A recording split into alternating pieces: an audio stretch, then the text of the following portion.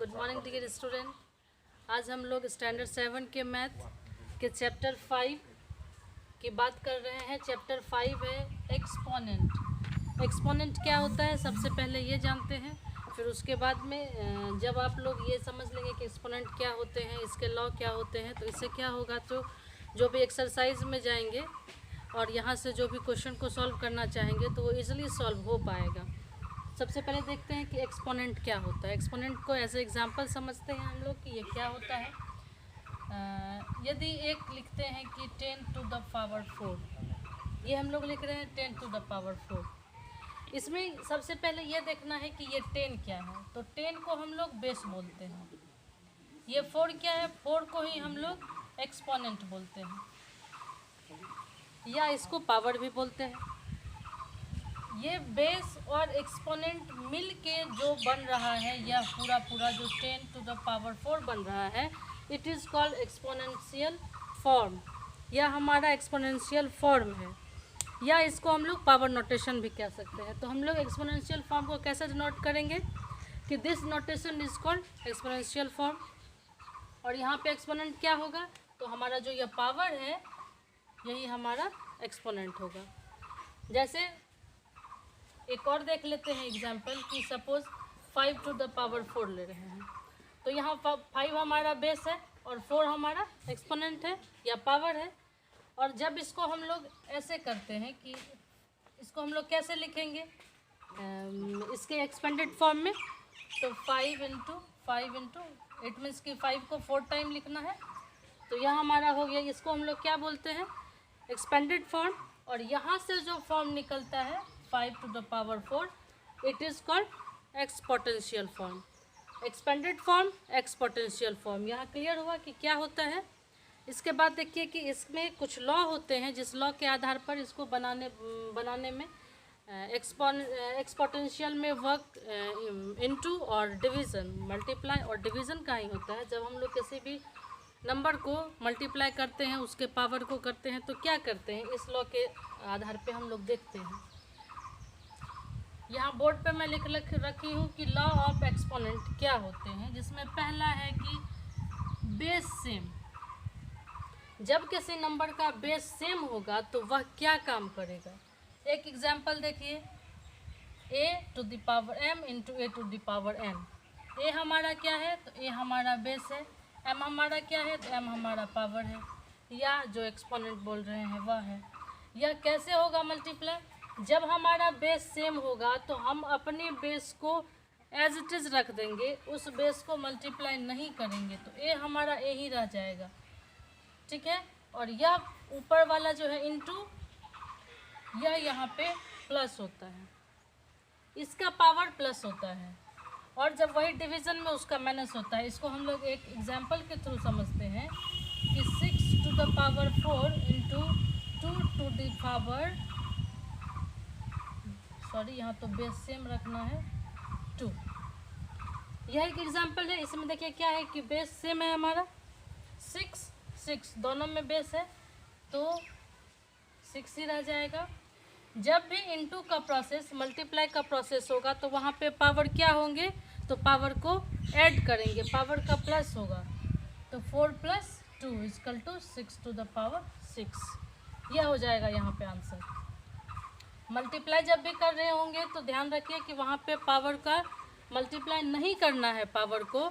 जब हमारा base same रहेगा तो हम बेस को एज इट इज़ रख देंगे, और उस ऊपर वाले जो हमारे पावर हैं उसको क्या करना है, तो प्लस करना है, तो 4 to 6 to the power 6। अब ठीक उसी तरह जब हम लोग ये डिवीज़न वाले मेथड में आएंगे, तो ऐसा ही हम लोग लेते हैं डिवीज़न के लिए कि suppose 4 to the power 6 to the power 2, यहाँ पे ये काम करना है। तो 6 हमारा बेस है। हम लोग अभी क्या पढ़ रहे हैं, कौन सा लॉ, कि जब हमारा बेस सेम हो। 6 जब डिवीज़न का काम होगा तो वहाँ पे पावर हमारे क्या होंगे, तो माइनस होंगे, और मल्टीप्लाई में पावर प्लस होंगे। बस इतने से ही बात को यहाँ पे ध्यान में रखना है। 6 एडिशन आ जाएगा 6 2 4 2 2 6 to the power 2, यही हो गया हमारा। 2 तो हम लोग बोलते नहीं, स्क्वायर बोलते हैं, 6 to the power स्क्वायर। तो यह हमारा हो गया डिवीज़न के लिए। जब हमारे पास में बेस सेम रहेंगे तो हम लोगों को क्या करना है, जब भी मल्टीप्लाई होगा तो वहाँ पे बेस एज इट इज़ लिखा जाएगा और मल्टीप्लाई जो पावर होंगे वह प्लस हो जाएंगे, दोनों पावर। और जब वही डिवीज़न वाले में काम होगा, जब हम लोग डिवाइड करेंगे उस नंबर को तो ऐसा हो जाएगा। ठीक है, इसके बाद हम लोग देखते हैं कि पावर सेम कैसे होता है। इसको हम लोग एक चीज़ और देख लेते हैं कि नहीं, ठीक है, अब देखते हैं दूसरे लॉ में है कि पावर सेम। पहले में था बेस सेम, समझ लिए हैं, पावर सेम है। पावर सेम में क्या होगा,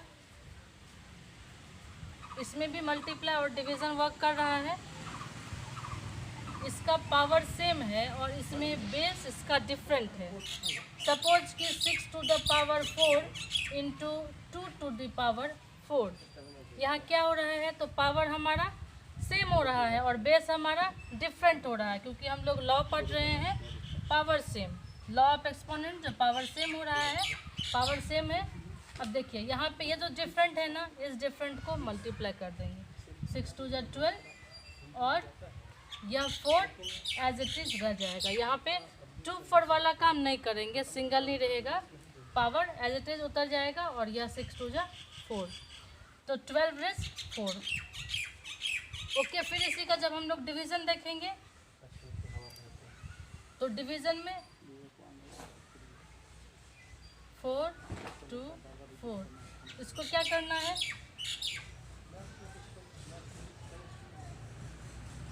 पावर 4। ठीक है, ये 6 टू डिवाइड कर दिए तो हम लोग इसको अपॉन 6/2 और पावर 1 पावर ही रखना है, तो ये सेम रह गया। अब इसके बाद देखते हैं कि पावर ऑफ पावर क्या होता है। पावर ऑफ पावर के लिए हम लोग क्या करते हैं कि सपोज एक नंबर लेते हैं, नंबर हमारे पास में a power a to the power m to the power n है, इट मीन्स m के ऊपर भी पावर है, तो यहाँ क्या होगा, a होगा और ये दोनों पावर आपस में मल्टीप्लाई हो जाएगा, तो यहाँ क्या हो जाएगा, a mm। सपोज एक नंबर लेते हैं, एक नंबर हम लोग लिखते हैं 6 to the power 2 to the power 3, तो यहाँ क्या होगा, ये 6 ऊपर का पावर जो 2 इंटू 3 हो जाएगा, 6 टू द पावर 6 रह जाएगा।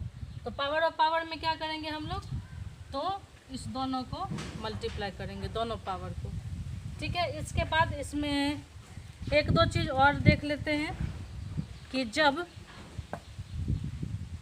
एक क्वेश्चन रहे -4/5, नहीं पहले माइनस नहीं, पहले ऐसे 4/5 पे पावर -2 है। जब यह माइनस रहेगा पावर में, तो पावर जब माइनस रहता है तो यह यहाँ पे ये जो बेस है ना हमारा, जो हमारा 4/5 बेस है नॉर्मली, इसको हम लोग नोमिनेटर और डिनोमिनेटर से जानते हैं, तो ये डिफरेंट हो जाता है, डिनोमिनेटर ऊपर हो जाता है, नोमिनेटर नीचे हो जाता है, तो यहाँ क्या होता है, तो ये माइनस कैंसिल हो जाता है, तो इसको हम लोग normally 5/4 to the power 2।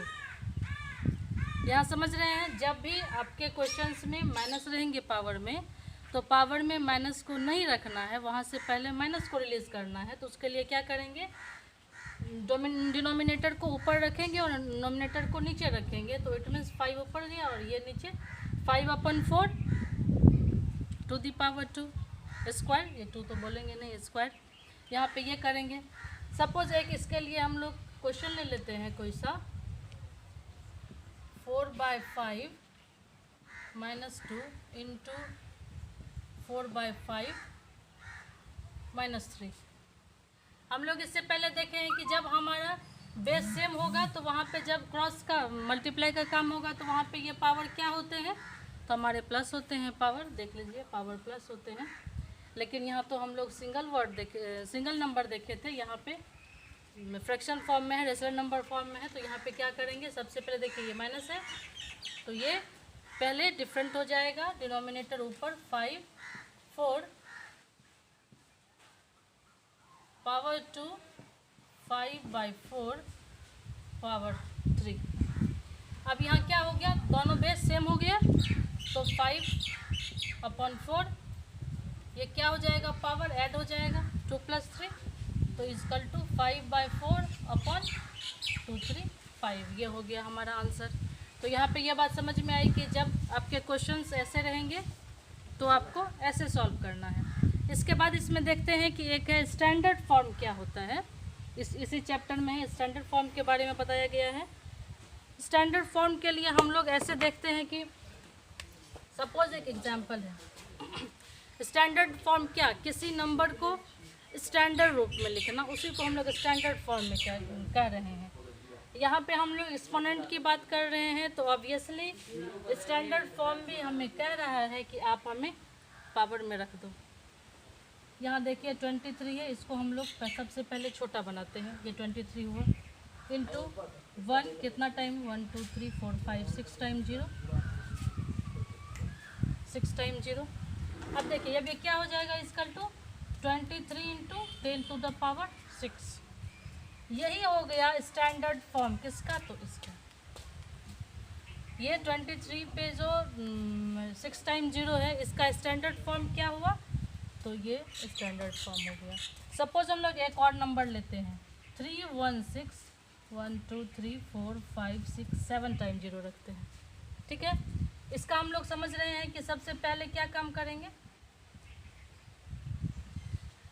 2 3 4 5 6 7 time 0 लिखे। ठीक है, अब हम लोग ये तो यहाँ पे देख रहे हैं कि 316, तो यह 10 टू द पावर 7 टाइम लिखा गया। लेकिन यहाँ पे एक चीज़ और देखना है कि हमारा जो नंबर है ना, ये नंबर हमारा बड़ा नहीं हो, नंबर को हमें छोटा बनाना है। छोटा बनाने के लिए हम लोग नंबर को क्या करते हैं, तो 3.16 लिखते हैं। ठीक है, 3.16, यहाँ पे देखिए नंबर छोटा हो रहा है, इंटू 10 टू द पावर 7। अब ये क्या होगा, यहाँ से यदि इस पॉइंट को हटाया जाए तो 316 into 100 into 10 to the power 7। अब ये क्या हो जाएगा, 316 इंटू 2 0 और इधर ऐड हो गया, तो यह बन गया 10 टू द पावर 7 to 9। तो ये ऐसे होता है हमारा स्टैंडर्ड फॉर्म। स्टैंडर्ड फॉर्म इसके बाद जो आपके चैप्टर में है, आपके चैप्टर में इसी के आधार पे आपको बनाने हैं। नॉर्मली इसी लॉ के आधार पे आपके इस चैप्टर से आपके इस चैप्टर में जो भी क्वेश्चंस है वो सारे सॉल्व हो जाएंगे। Well, thank you.